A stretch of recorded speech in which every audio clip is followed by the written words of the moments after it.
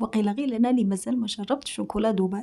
يلا معايا تشوف معايا في هاد الفيديو يعني طريقة التحضير ورأيي فيها. بصراحة هنا ديت كنافة حمصتها في مقلاة، زدت عليها مغرف صغيرة تاع مارغرين وحمصتها على نار متوسطة. يعني صراحة قالك الكنافة كي تحمصيها في الدار تخرج خير من الكنافة اللي تشريها محمصة. حمصتها ورحت ذوبت شوية شوكولا على حمام مائي وراني نبرد فيها بهذا الشكل، نهود لها في الحرارة تاعها.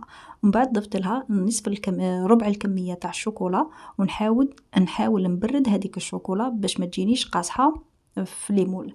هنا شريت هادو ليمول عند اللي يبيعوا صوالح الحلويات، وراني حطيت بهذه الطريقة الشوكولا وراني نحاول نوزعها كامل على المول.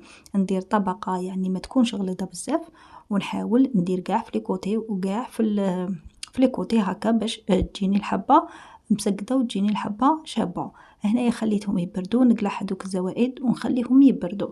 هنا باتا بيستاش كي تشروها تجي هكا يعني ثقيلة، درتها في ميكرووند حوالي دقيقة، بعد لي طلقت روحها وولت سائلة كيما راكم تشوفوا.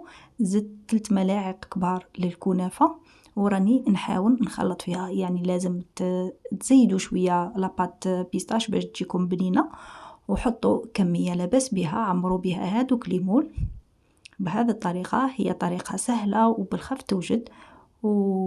وعاودوا يعني في الأخير عاودوا بلعوها بهذيك الشوكولا، حاولوا مروها كيما هكا بالمغرف وخلوها تبرد يعني غير لواحد 5 دقائق. ديروا هذه الحركة باش السطح تاعكم يجيك أملس. وهذه هي بعد لي بردت معايا راني نحاول نديمو ليها شوفوا كي جات لامعة تجي تلمع تجي شابة، والشكل فاني جا شباب. هنايا بالنسبة للوغو شوفوا معايا درت هذا النوع ودرت يعني هذا الشكل فاني، هذا الشكل شباب.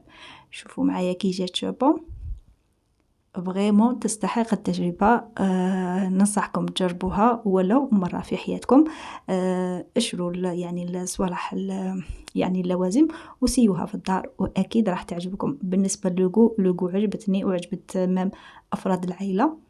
ننصحكم تجربوها. فوالا هذه هي.